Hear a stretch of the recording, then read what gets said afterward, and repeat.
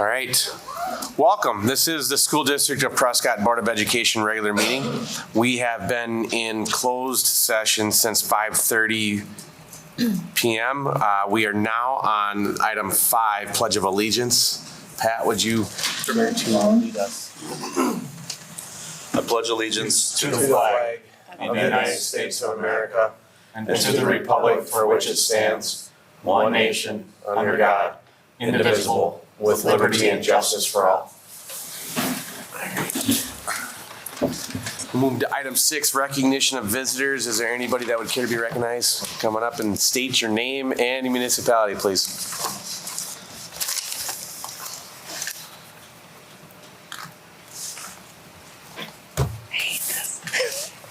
Teslin Magnuson, Prescott, Wisconsin. One kid graduated, thank goodness, and one is a junior this year. So you all know me as a parent. I also am a national expert in school board policy, especially related to libraries. And since October 2021, I've been working with 2 national organizations to support books and schools and authors and libraries. So as a professional who spends my days reading board policies, which I know you all want to do, and collections management policies, I want to encourage you to move forward with the policy proposed tonight. This policy does what I consider 2 key things necessary for a successful reconsideration policy. 1, it maintains the necessity of considering any challenge material as a whole, which is a standard set by court precedents commonly referred to as the Miller test. 2, it creates a clear process through which objections to books can be evaluated, one that balances the constitutional protection of students' rights, the professional expertise of educators and librarians, and the individual character and composition of the Prescott community.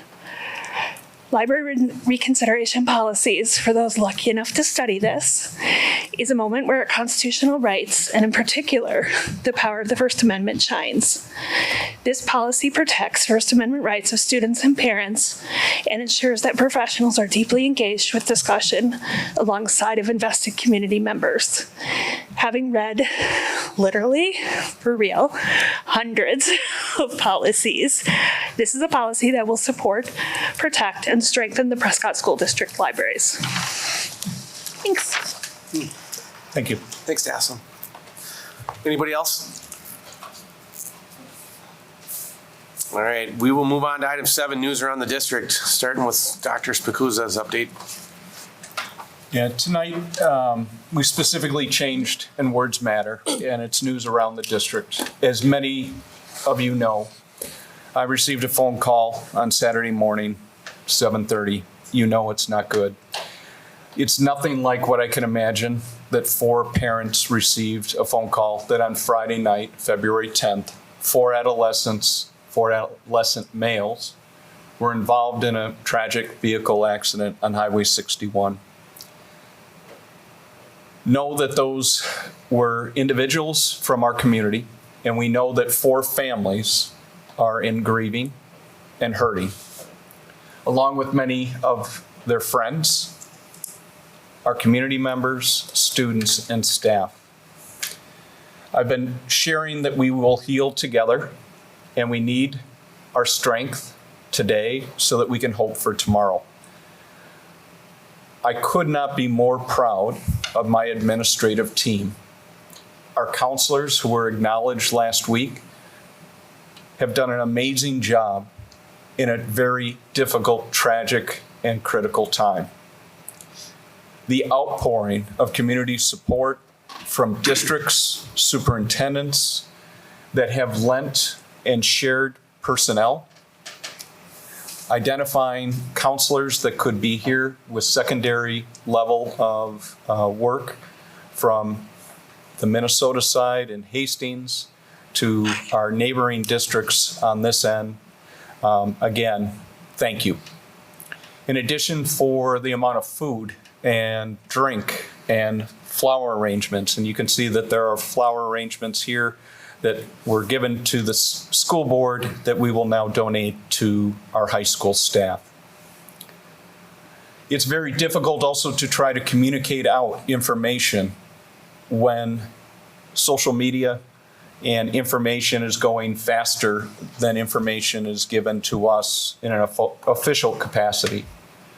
Understand that the accident occurred off-site, not because of a district event, and impact minors who are protected both in a legal standpoint and are not all connected with the Prescott Public Schools.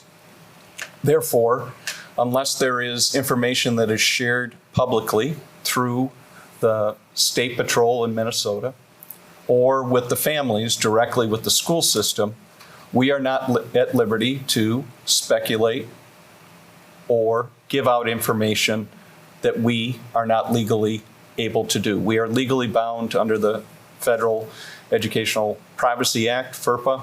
And so what I can share with you is that we are aware that 4 adolescents were in a tragic accident.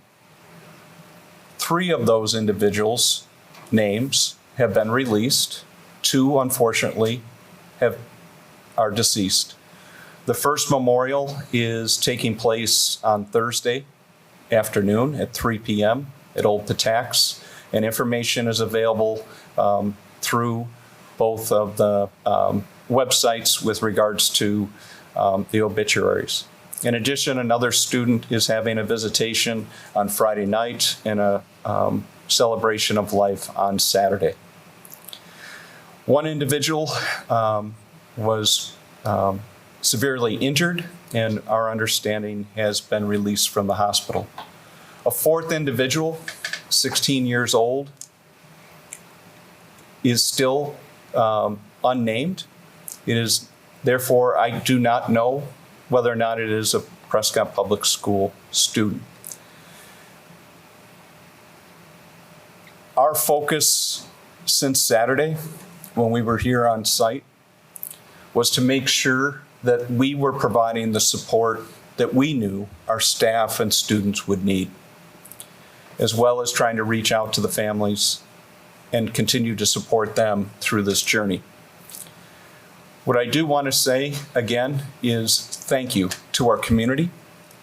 Thank you to the individuals that are stepping up, and know that the Prescott Public Schools, as an organization, are filled with professionals, counselors, and individuals that can support not only this week, but will continue to support those in need in the coming days. So I do continue to ask individuals to, out of respect for the families, that we give them their space to grieve as a family and to provide the supports and outreach where and when the time is right. Again, a very, very tragic experience for our community. And unfortunately, it is not just specific to Prescott. And over the weekend, our neighbors in Spring Valley and also Somerset are experiencing very similar tragedies as well. And with that, I would just ask our hearts go out to those families and individuals and anyone hurting. Know that we are here, and if we could just have and honor a moment of silence.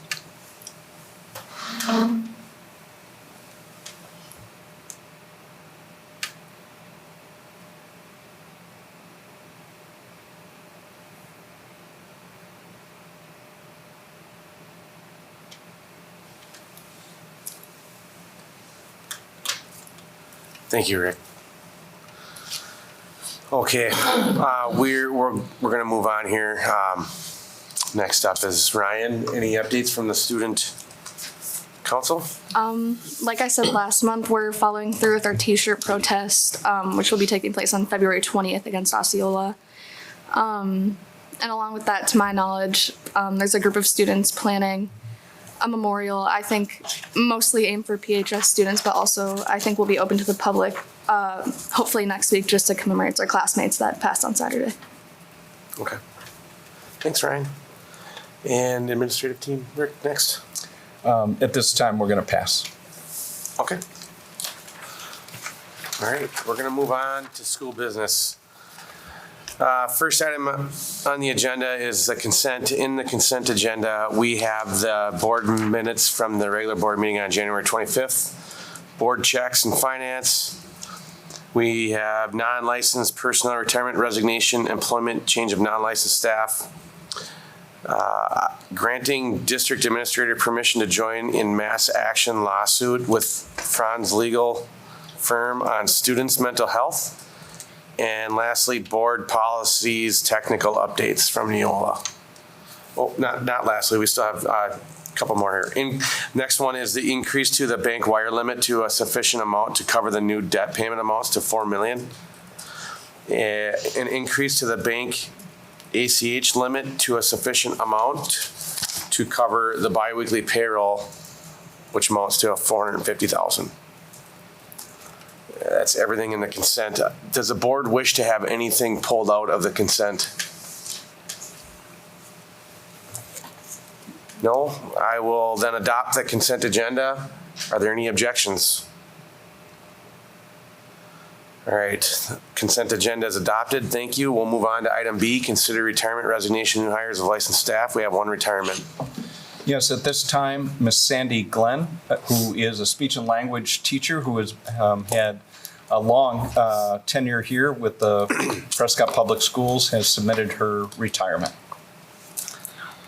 Any comments, questions from the board on this? All right, we can take a motion. I'll move to approve all retirements as listed above. Second that. We have a motion, a second. All in favor?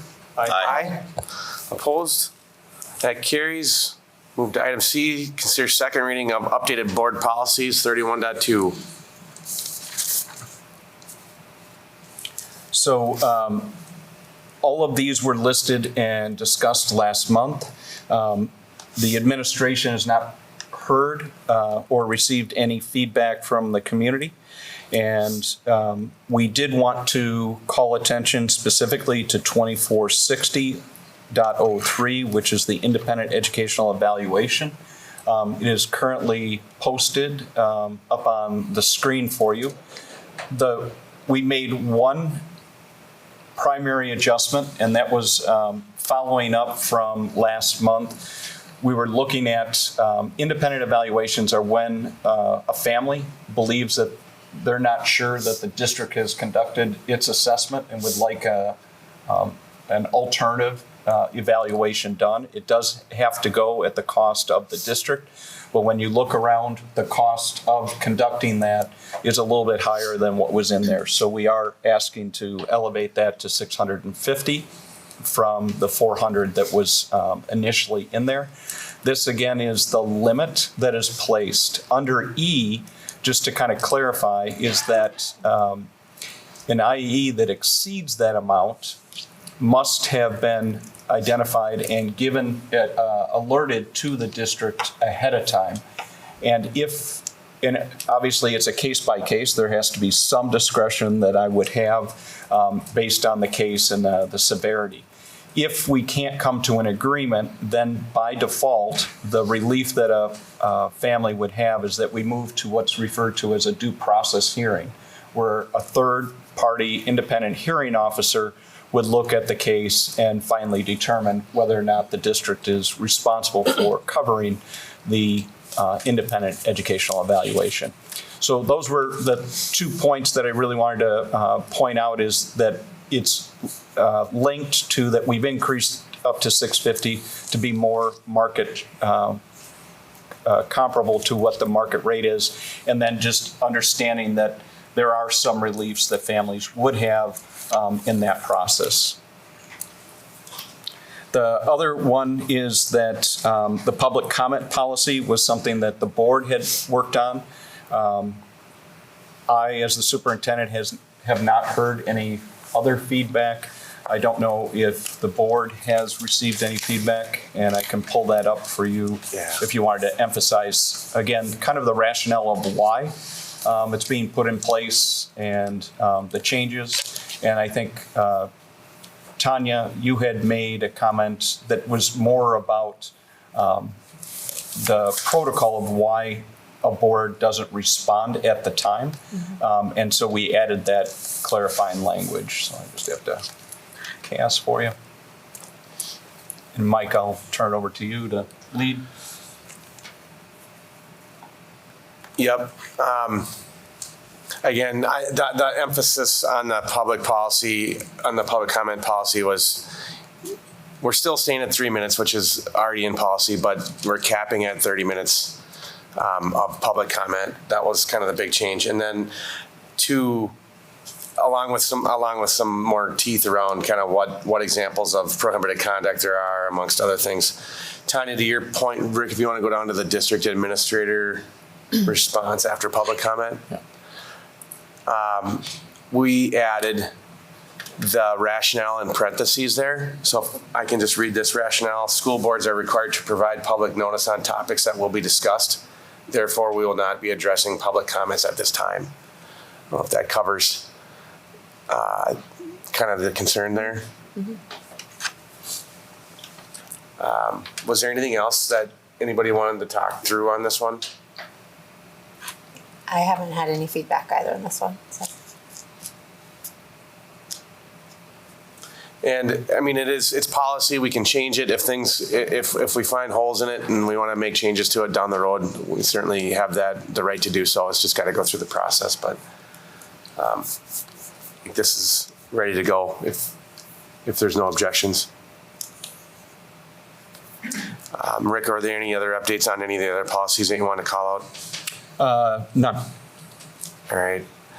If there's no questions or comments on any of the other policies or anything that you've heard, we can entertain a motion here. I'll move to approve the second reading of updated board policies 31.2. I'll second. We have a motion and a second. All in favor? Aye. Opposed? That carries. All right. And we'll now move on to item D. Consider first reading of updated board policies 31.2. Yes, so last month we kind of brought forward this policy, and it is a major shift, and I'll kind of bring it up, and then we are going to have our two highly competent media specialists, Joan Simon, who works at both the middle school and our high school, and Erica Kieser, and then Michael Kozmowski with Teaching and Learning. We wanted them to be able to kind of share not only that prior to Neola, we had a policy with regards to if there was a book challenge and things like that. It did not move forward when we shifted from our own homegrown policies to Neola. And obviously, if you've been paying attention to kind of national press and things that happen within the state, they brought it to my attention that although they had no formal challenges in the recent years, that we've kind of handled it informally. But we were worried that without a formal process, it would be really hard for us as administrators and individuals overseeing our media centers to be able to kind of figure out how to navigate those waters. And so they have been working on this since last summer. We thought it was now time to kind of bring it forward. And I'm going to allow them to talk a little bit about the journey of how they got to this point and the work that they've done before, and then allow you to kind of follow up. Know that we did last month have a long discussion with regards to that there would be a committee that would respond to, and that they would be called together. And a lot of you asked, well, who would make up that committee? And so we've identified individuals. We also know that you can't run a committee well if there's too many members. And so we wanted it to be representative, but not too large. And then you wanted to know about the selection process. So I'm going to turn it over to the three of the individuals in the room to kind of walk us through both the policy, who the committee members would be, and how we would select them. So come on up to the mic. And thank you for being here. All right, so I'll get things started. As Dr. Spaguzza said, we had policies previously when we switched over to Neola that dealt with, one, how do we select the materials that we have in the library, and two, how do we deal with if there are challenges as well. So informally, we've had those processes in place, and this fall we spent some time together on it and gave the feedback here. You know, some of the wording changed, and some that the board you identified you did not care for that wording of community member and who specifically is that and how are we going to pick and things like that. So we met again since then, and Taslin was part of that process as well. She offered to come in and give us some guidance from her perspective as well. So we met together, and we can see that the new list of who those individuals would be if a challenge could not be settled in the informal between the teacher or the librarian and the administrator of that building. So we've identified who potentially that would be. One of the things that you can see at the bottom, the school board talked about having a member on that committee. However, the appeal process goes to the school board. So we felt it'd be inappropriate to have a school board member on it at that time because the school board member or school board would want to be part of that appeal process. The other part is, again, we have like a number 8, the word may. We may choose to have a high school student from the student council.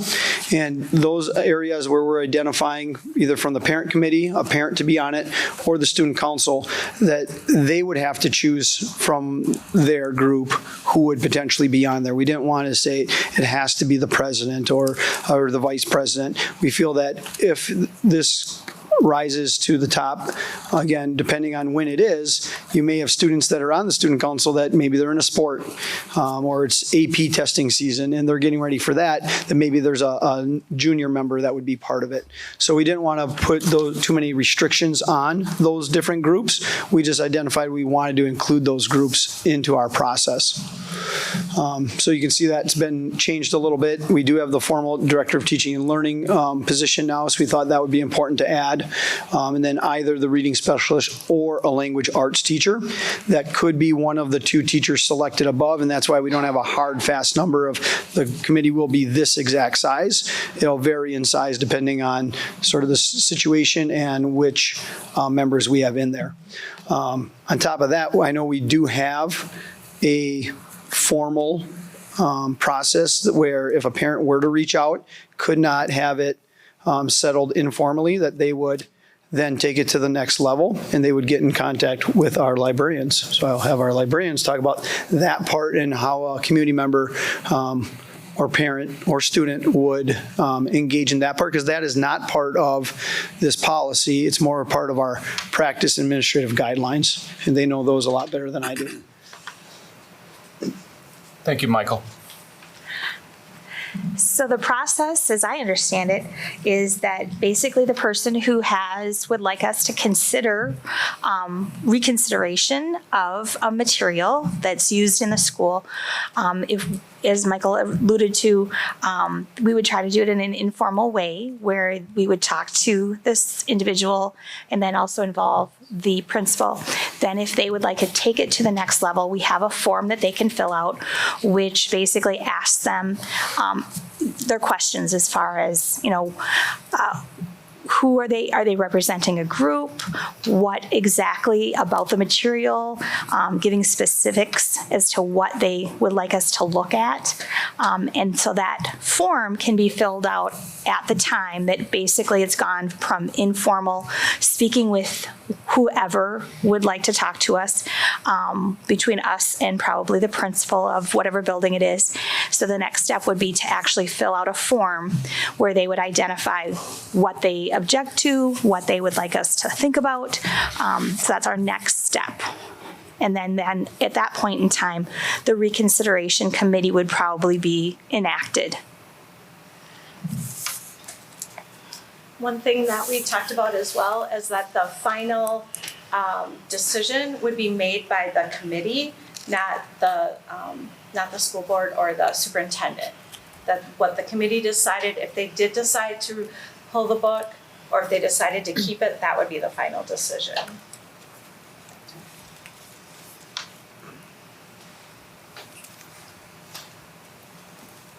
And so then there's, I take it you're taking questions now, is that? Sure. Okay, sorry. I mean, so the final decision coming from the committee, but then if there's some kind of appeals process that would go up the ladder, is that, how would that work? Yeah, so the decision with a summary would be given to the superintendent. Superintendent would share that with the person that made the complaint along with the school board. So you just be informed of it. I believe they have, I think it's 10 days, 5 or 10 days in the policy to appeal that. To appeal it, they would then be in contact with the superintendent back and say, no, I want it appealed. And then the superintendent would pass that on to the school board president, the summary along with the findings. And then at that point, and one of the things that we added in there is that the board would consider looking at that. But the other part is also the board considering reading, because nowhere in there did it say that the board in the appeal process would actually read the material. We think that's very important. So we added that you would need to read the material in order to, as part of that appeal process. So if there's no appeal, Yep. the person A suggests or requests to ban a book, Yep. and the committee then says, yes, we agree, we're going to ban this book. Yep. No appeal happens in that scenario, but the information then gets bubbled up to the superintendent, and then the school board sees that. Yes. Yep. Okay. And then I believe that decision stands for 5 years? Yeah. Yep. 5 years that decision stands for. Okay. Yep. So it automatically, when they are informed by the superintendent, it starts the timeline of them being able to appeal. They can't wait 3 months later and then decide, oh, I want to appeal that. It's a quick timeline. And Rick, I don't know if you can find that. I believe it's 10 days. Just like the committee has 10 days from the time the complaint comes in, there's 10 days to form and meet formally.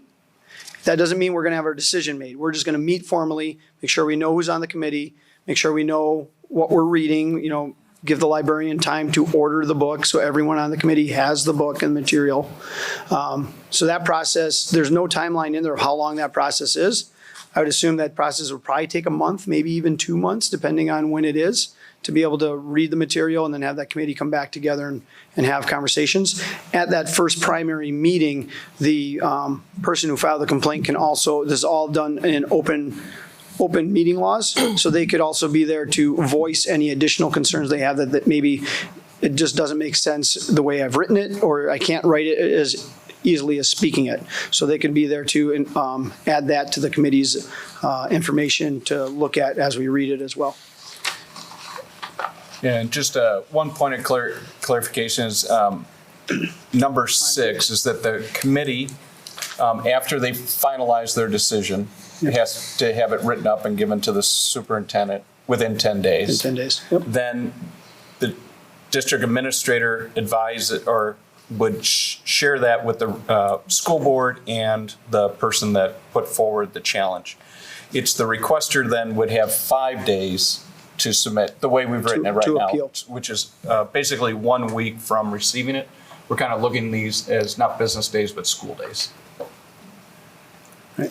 And just to also clarify, it says the information and communication will be to the school board president, not the entire school board. So just as clarification there for us. Do you think we can add 5 school days in there instead of, I think it says just 5 days at this point. That's kind of an easy tweak. I appreciate the feedback on being more intentional about identifying the committee members. What does that mean? I like that that's been changed. I think it makes sense that school board members aren't part of that. We had some debate, I would say, or conversation about whether or not a student would be involved. I think it settled well. A member of the student council would be involved with that. So that's great too.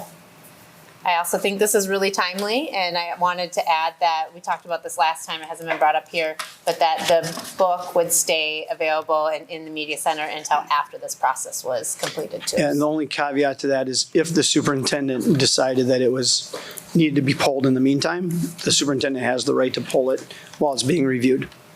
Perfect. And the other part at the beginning of this policy, it talks about who can formally file a complaint, because there are national groups out there that are doing this, and it has to be someone within our community.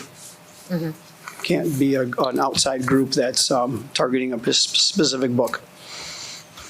Pat, you have any questions? Yeah, so what you got up on the board seems to be slightly different in here. Yeah. So maybe just a housekeeping comment. I see sometimes we call it school days and sometimes we call it business days.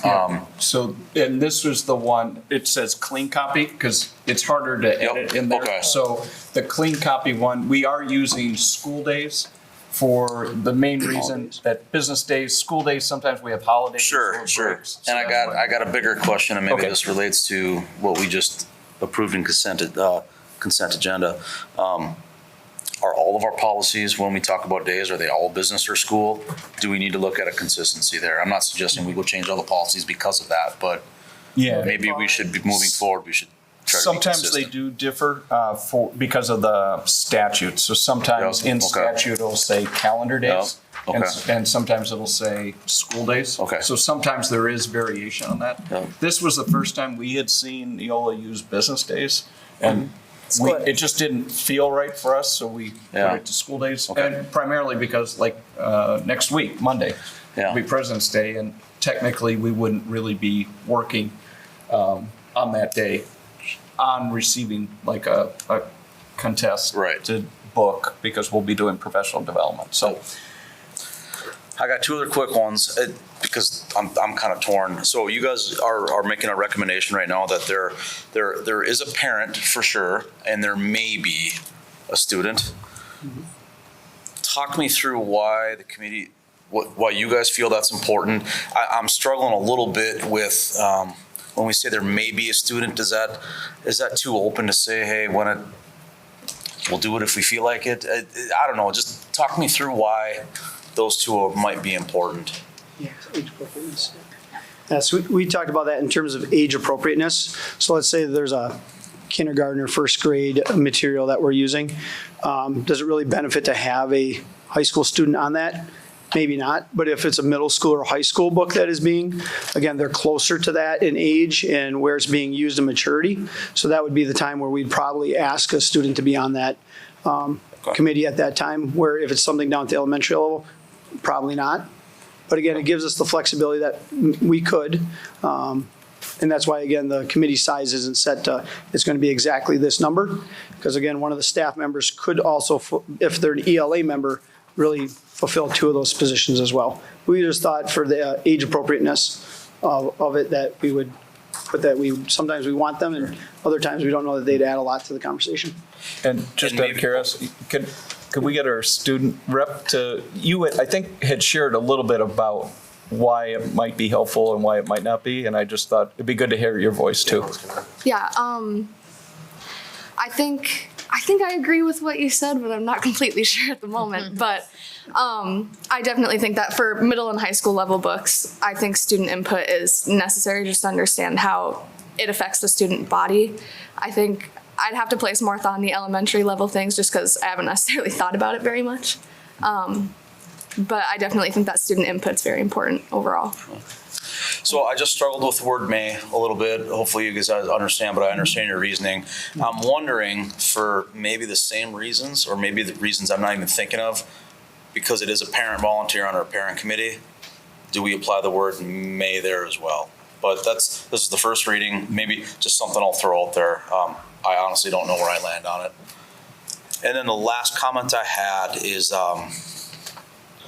Can I respond to yeah. that? So I don't want you to lose your thought either, but the other reason we went back and forth is I think our premise here, and maybe it's wordsmithing if you guys could help us, is we really do want to include student voice. So we do want it, but we also recognize that sometimes these committees or challenges can be, let's just say, lacking civility.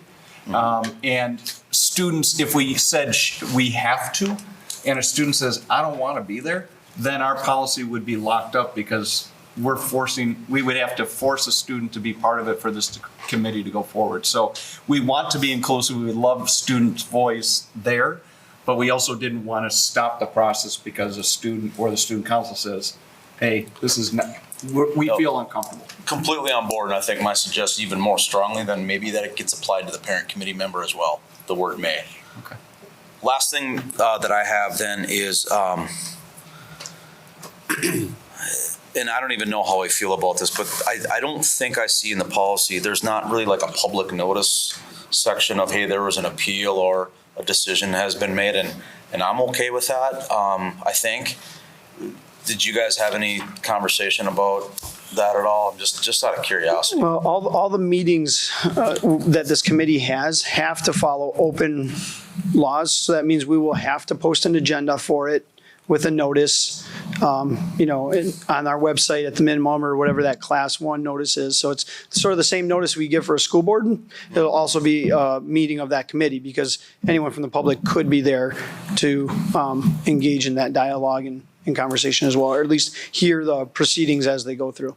That makes a ton of sense. Did I miss that in here? Does it? I'm not, I can't remember exactly where it says it. It does say it in there though, that does. it has Okay, to and maybe be I just open missed it. meeting. But it wouldn't be, they wouldn't engage in the dialogue. Maybe they're. No, not necessarily, right. They're there can to, observe. they can observe Yes. it and watch it Okay. and make sure that, we are following and, Yeah. Okay, and doing the things we need to do. cool, thank you. Anything on this side, Steve? No questions. Vicky? No There it is. Ryan, do you have any other questions or comments? Go back up, No, number I don't 3. think so. The one other scenario, and again, I'm not sure where I land on this. I'm asking if you guys have talked about it, but if a book is decided to be banned and there's no appeal because the person wanted it banned, right? So what happens after that? Can another person come in and appeal the ban? Has that been thought about? Within the 5 days, basically? And I'm not saying it should be part of this policy, but it's just, I think, I know what you mean. So if the committee decides to ban it, can someone now appeal the ban? yeah, like, wait a minute, I don't want this book banned. What are you doing? So then, To me, that would be at the 5-year when it expires. That's when they could appeal to have it put back onto the shelf. But again, it doesn't clearly lay that out in here, so we'll bring that back for your second reading next month. We'll look yeah, at- and we'll look at some other I'm not policies. sure where I Because land you on it can see because I where we feel go like there back should and be forth for a something long there. time. Right, and that's the other thing, we don't want an argument one way or the other Yeah, because of it, so. And that's why, again, you have a very broad representative group. Yeah. So that way we're making a sound decision the first time. And again, not trying to limit anyone's First Amendment rights to be exposed and to read some things that others may find controversial. Okay. I also think Miss Simon teaches a library and media class that my daughter is in, and I know that they study like children's books and stuff I also think that you have other avenues. We had a whole chapter on this. Yeah. So we looked over the policies, they looked over all of our materials and how these policies came to be, kind of the guidelines that were there first. ALA's a right to read, the ALA policies that I'm sure were what the original policy. Our first, it was board approved in 2009, and those definitely came from that time. So yes, we are talking about it. all right. Any other questions, board? Well, just point of clarification. So Pat, to your comment, number 2 saw up that. there. Yep. Right? Cool, thank It you. does have to comply with open meeting law, and because it's a report made to you, that's Yeah. the rationale for it. Cool. Good question. Yeah. Thank you. If there's no other questions or dialogue, we can take a motion here. I move to approve the first reading of updated board policies 31.2. I'll second. We have a motion and a second. All in favor? Aye. Opposed? That carries. All right, we're on to item E. Consider moving March board meeting, which means we're near the end of the agenda. That's always the last thing on the agenda. Well, before information. And the rationale, Rick, is during spring break, right? That is correct. So the spring break is the 3rd week, and we wouldn't be prepared prior to spring break, so we're offering the 22nd or the 29th. Let's start with the 22nd, if we can get a quorum there. Works for me. Any concerns with the 22nd? Oh, hang on. Vicky, any concerns with the 22nd? Nope. None from me right now either. But did you say, Steve, you're out of town? I'm out of town on the 22nd. So can we look at the 29th and just see if that's better? Yeah, I'm just looking, so if we do the 29th, we're still doing, I mean, because it's the third Wednesday in April, that gives us almost 4 weeks in between meetings, so we're probably fine. 29th work any better for anybody, or the same? Still works for me. Still works. You make that? Do you want to make it, or do you want us to do it the 22nd? Be careful how you respond. You want to make it. I'll let somebody make the motion on what the date is. Let's let Steve. We'll know where he lands. Yeah, I will move to move the March meeting from March 15th to March 29th at 6 PM Central Standard Time. I'll second. We have a motion and a second. All in favor? Aye. Opposed? That carries. All right, we are on information discussion. First item is middle school trip. Yep. Good evening, members of the board. Kyle Lego from the middle school.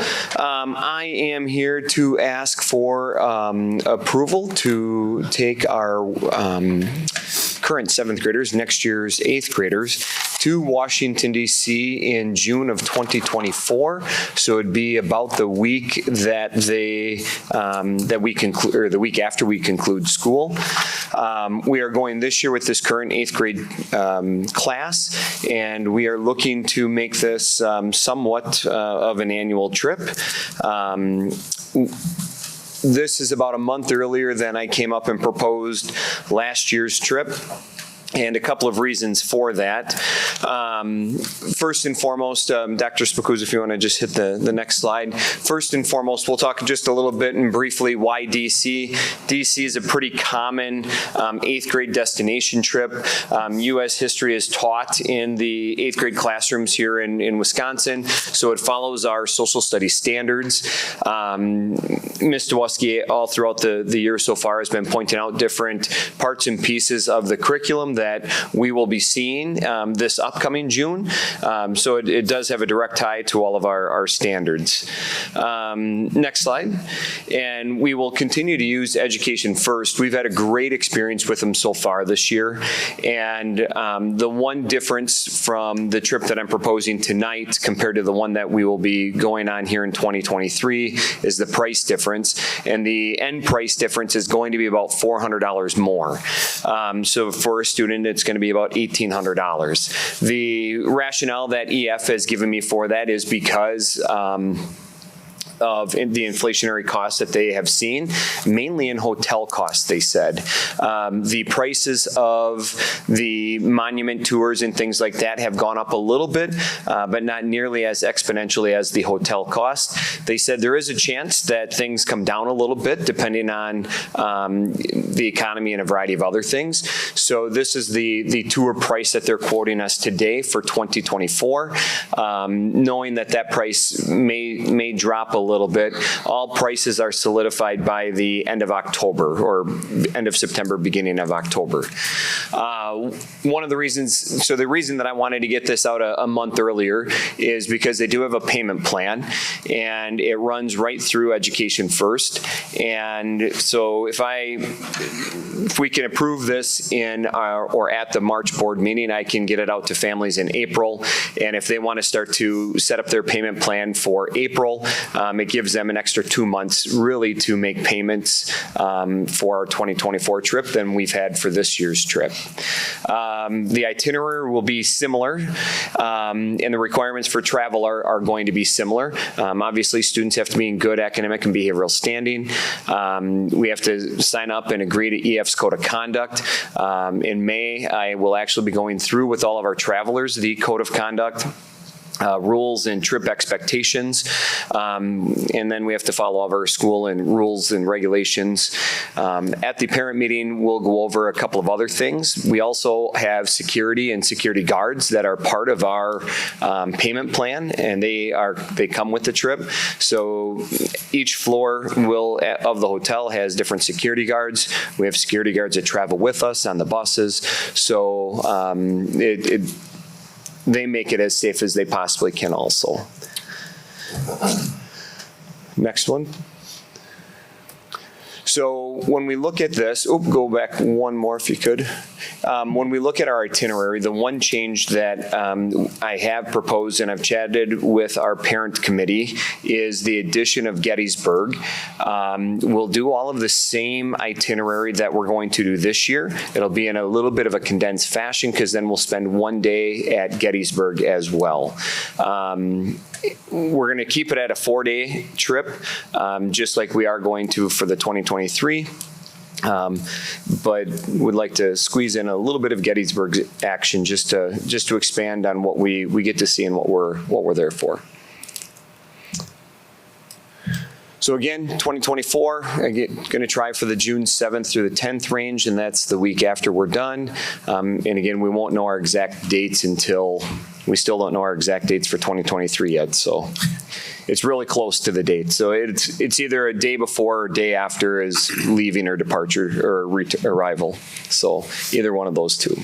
So we're just asking for permission again to do this, and we're going to look, like I said, to probably propose this to be a yearly or an annual trip. Ms. Dwoski handles all of our student side of it. I've been doing a lot of the background and the paperwork side of it, so we've kind of tag team it for this year. Once we go on it once or twice, then I will be handing it all off to her. That way I'm comfortable with everything that's taking place and going on and know a little bit about it myself. So we'll be back next month to get formal approval. Any questions? Any questions from the board? I have a comment that it's very brave that you're bringing this back already before you even have done the first middle school trip. So that's brave. But I was curious how many kids signed up and just kind of what was, how many, the interest level, I guess, the first trip. This year we have 44 students. So that is like a third of our class, probably more. Yeah, we have 98 students, so wow. almost half wow. Of our student population.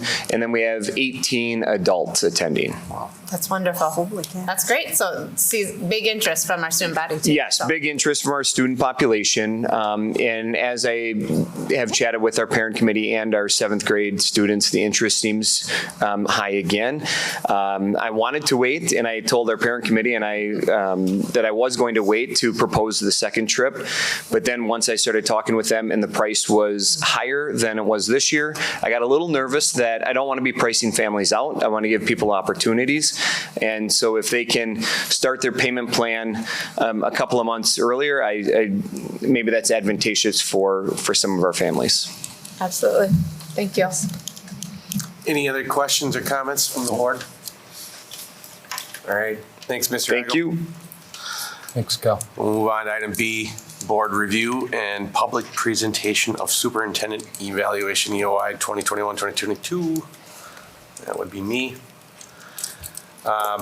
So we've done this this is the 3rd year that we've done this now. We've gone through the review process with Dr. Spikuza and come up with a public summary that we read into the meeting. So I'm going to read this. If you want to, do you want to maybe post it? Yeah, I see you're on it already. So I'll read this verbatim. If Tanya wants to bail me out anytime in the middle, she sure can. And you can keep track of all the notes I know you're going to do. So my reading skills. The Prescott School Board met with Dr. Spikuza on December 21st, 2022 for the purpose of delivering the school board's annual summative review of the superintendent's work over the 2021-2022 school year ending June 30th. The review scores highlighted retention and or improvements in all core areas of the evaluation. The following categories continue to be high-performing areas for Dr. Spikuza. Financial stability, which contains a continued increase of contributions to the district's general fund, which has eclipsed $6 million and near the recommended ceiling per board policy. And B, continued increase of contributions to Fund 46, the capital maintenance fund, which is now up to $1.2 million. Licensed staff were able to receive a 2-step pay increase plus additional hero pay for all non-licensed staff, while our state funding remained at a 0% increase. and a successful passage of a $15 million bond referendum to be used for capital maintenance projects within the district. Number 2, instructional leadership. Overall, this is a consistently one of the top areas from year to year for Dr. Spicuzza. He has displayed exemplary leadership in times of crisis. I knew I was going to do that. Write it down. Dealing with an unprecedented increase in district-wide negative student behavioral issues coming off the pandemic, a statistic that is not unique to Prescott. Dr. Spicuzza advocated heavily for built-in teacher collaboration time, expanded the hiring of targeted interventionalists at high school and middle school, extended one-to-one Chromebook initiative to grades 6 through 8. And with regards to academic performance, our state report card places Prescott in the top 15th percentile in the state in math and reading. In comparison to neighboring districts, which are our district competitors, Prescott scored the highest in ELA, mathematics, and science, and scored second highest in social studies. And lastly, a record number of college credits were earned by high school students last year, saving families thousands of dollars. And number 3, Dr. Spicuzza continues to display an exceptional level of understanding and execution of financial and legal issues, along with communication around current and possible changes to federal and state laws. Furthermore, the following areas of growth from the previous evaluation were met with a noticeable improvement. Number 1, the district office is operating at a full capacity for the first time in several years. Roles and responsibilities and a reporting structure have been clearly defined and functioning at a significantly higher level. Number 2, there has been an increased level of employee engagement and satisfaction. This is an area that we encourage Dr. Spicuzza to continue to build on.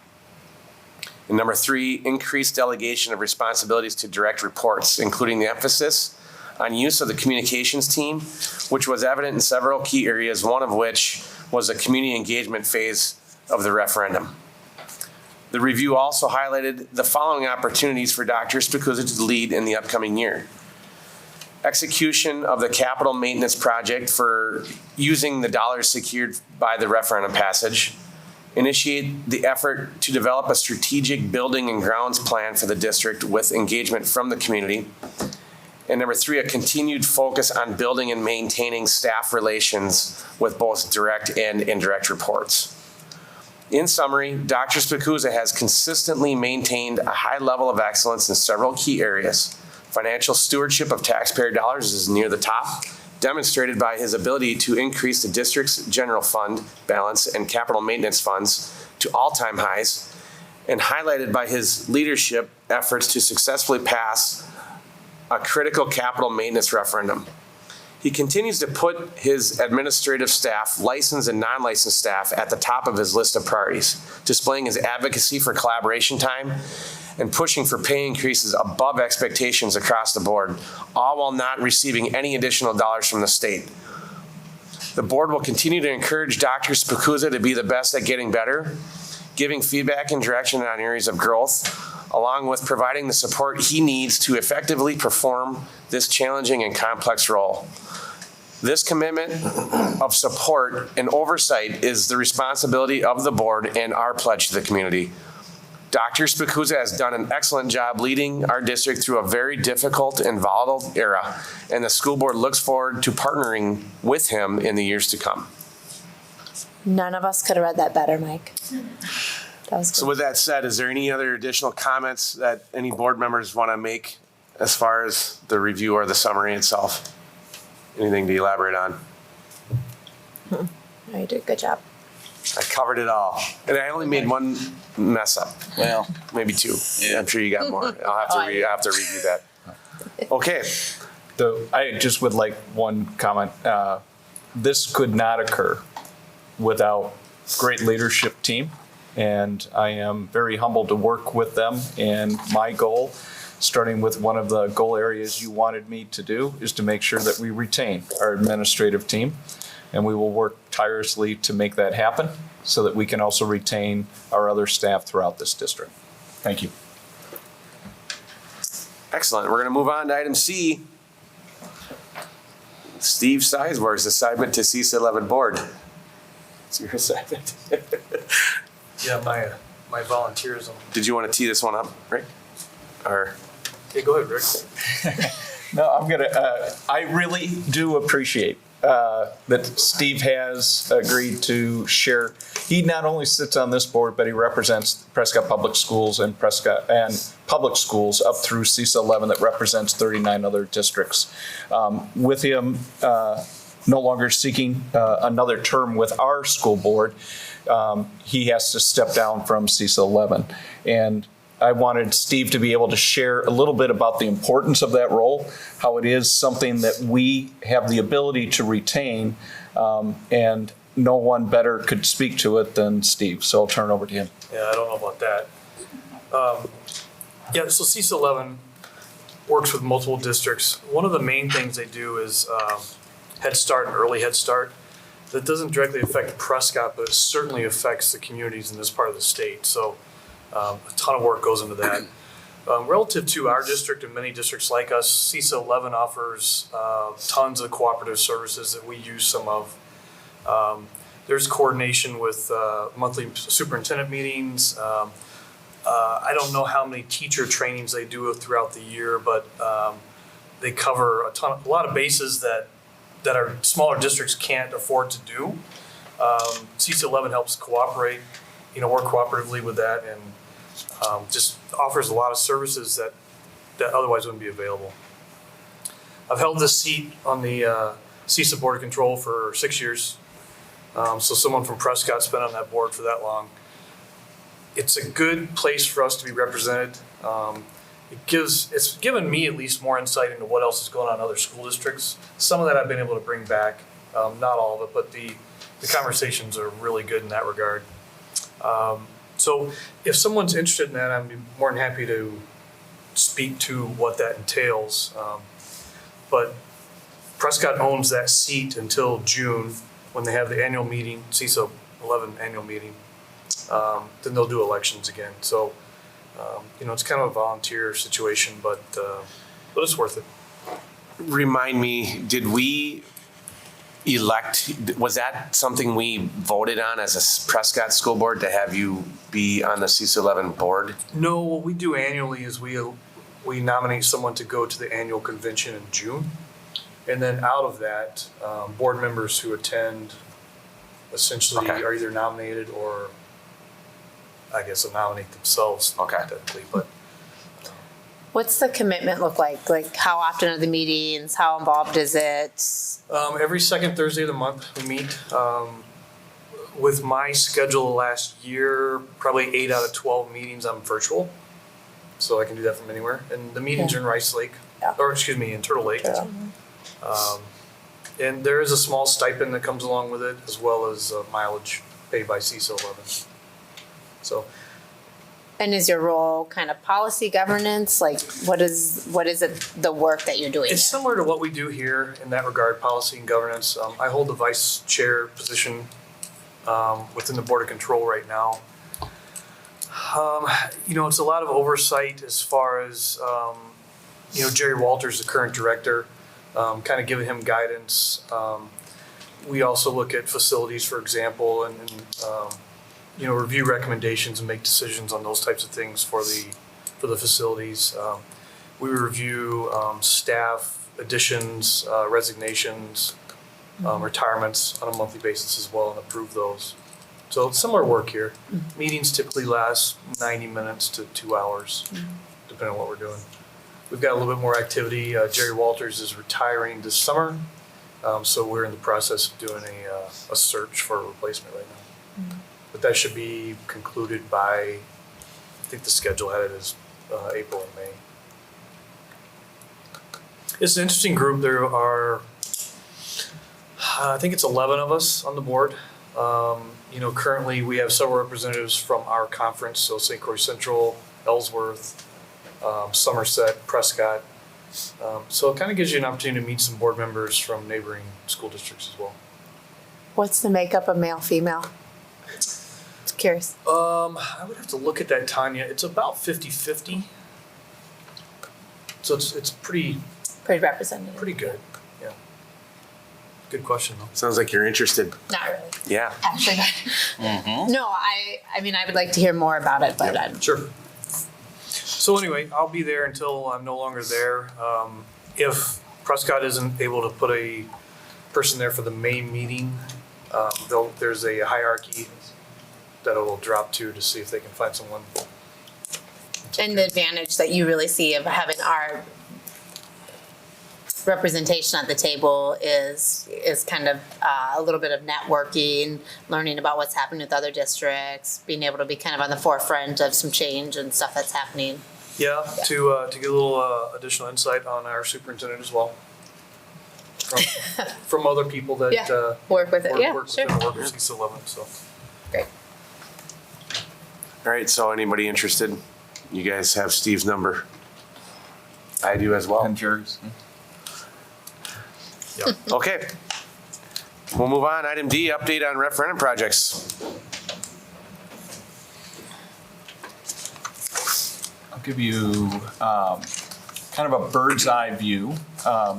Yesterday, Mike Hoyka, I work with a fabulous team here in Prescott. Yesterday, we had a day of love, 3.5-hour meeting with Market & Johnson, Apex Engineering, River Valley Architects, and then our district staff. Just wanted to kind of share kind of the detail of all the infrastructure and the work that's been going on since the beginning of the year with all the notes. This is important so that every bid that goes out, all the details are specified. This is a bird's eye view of Malone Elementary. Both Malone Elementary and our intermediate school will be having significant work with regards to just the parking lots per se. And this is going to be work that'll be undergoing this summer of 2023. They did a full boring sample report. Mike Hoyka and I laughed about trying to read it and interpret it, but basically they have identified the primary reason for doing the boring reports is that we have specifically behind Malone Elementary, where our staff park, kind of in the back end, there are some storm sewers, and those storm sewers predate when they had kind of cast concrete, and they are becoming sinkholes. And so what's happening is that we have a underground erosion and kind of sinkholes that have been created. They did soil samples and boring so that they could identify whether or not they had to add more, if you will, fill, stone, or if they could just mill and replace. What we've been able to identify is that it's not as bad as, not a worst case scenario, but there are some areas that they're going to have to take care of. We did find out that there is going to be some additional drain tile that will be added that was not anticipated on the outer edge before it kind of slopes down to the houses behind us. The primary bid is for the parking lot where the buses come in at door 1 and taking care of some of the concrete sidewalk. And then the back area would be part of that. An alternative bid is between door 1 and the right-hand side, which is by the kindergarten area, is one area that if it fits underneath the $15 million budget that we have, that would be also completed. The blacktop where our portables had initially been replaced, and so that is not identified on this. The yellow is just kind of showing the security fencing that would be put in place so that PCR and our baseball games could still use our fields, as well as the playground that we're investing in over the last 12 months. This is just an example of the level of detail that's gone from the water pipes, the roofing, the taking out the built-up roofs all the way down to the platforms, adding back insulation. And again, a lot of hours and emails back and forth. I believe that we're in a very good place with Market & Johnson and River Valley Architects. The bid packages, the first package will go out for the intermediate school. That will go out on February 28th. There will be an intermediate date in which they will be on site to answer any questions of vendors that want to clarify or come on site to see the site work that would be entailed for all of that work. And then the bid packages would be open on the 21st, and that would be at 2 o'clock and in a room to be identified. They are willing to come on site. As we kind of went back and forth, we could have gone to their site. I thought it would be easier for us, especially given that some of you work. If you wanted to be present at the bid opening, it would be within the Prescott Public Schools. And since it would be, the first one would be related to MIS, we would have a room there. The second set of bid packages for Malone go out on March 20, on the 7th, and then they would be questions on on the 7th, and then on March 28th, we would be opening those. The bids specifically for Malone Elementary this summer is the primary 1988 wing, which is door 1 all the way to the back, replacing all the windows, tearing out all of the unit ventilators that are kind of no longer are in use. And so they were just disconnected, and then we would be rebuilding the gaps there once the windows are installed. That, in a nutshell, is kind of just an update for you with regards to kind of the level of work, and we will know by the end of March and beginning of April kind of where we sit with the amount of work that the Facility Advisory Committee assisted us with and how it aligns with the $15 million there. When alternative bids come in, it may be a decision that the board will have to decide is when you have this much construction, MIS will have water and electricity off, and also staging for the move. And so that building this summer will be 100% offline. And so one of the things that we may want to consider is whether or not Fund 46 or fund balance would address any other identified high priority infrastructure, since you're going to have staff and vendors on site. So again, that's a decision point, not one that you can make now because we don't have all the information in, but I just did want to kind of give you some foreshadowing that those are some things that might come available to you. Mike Hoika, also separate from the referendum, as we talked about moving and reconfiguring our grades, Michael Kozmowski and Kyle Igo have been working with their teams. They've walked through the sites during professional development time. They've identified kind of furniture and cabinetry that'll be taken out because of asbestos. And that is, Mike Hoika has put out 4 bids, and we just signed off on that work. And so some of the lockers and all the science cabinets and what do you call it? The countertops that are hot for asbestos will be removed this summer and reconstructed. And that is coming out of our district money that we kind of talked about last month when we said, what is the true cost of this move? So that's the update. Any questions kind of in the process or where we're headed? Pat, anything from you? No questions. Maybe recognition though, Dr. Spikuza and Mike Hoika and you two gentlemen and everybody else who participates. This is above and beyond normal duties of your job descriptions and your roles. So thank you very much. It's a ton of work that is not your normal jobs. So I appreciate it, and I certainly hope the community does as well. Thank you. Tanya? Dr. Spikuza, earlier today, there was kind of an invite about, was it the bid packaging, the openings? Yep. Okay. Do you want board members to be there? Is that kind of what's your? Oh, good question. So we did send out a calendar invite just so that you knew that is when the envelopes are open. You are more than welcome to be there, and it is set though in the bids of kind of that timeline. Yeah. And that's so we will have a room identified.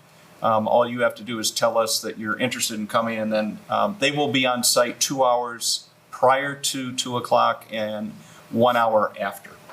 Thank you. Steve? No, thank you for the update. Vicky? I don't have any questions, but my schedule at work is fairly flexible, so I'll see if I can at least come to one of them. I think it would be interesting to see where we're at since I participated with the community in the beginning of it, so. Thank you. Ryan, any questions on this? No questions.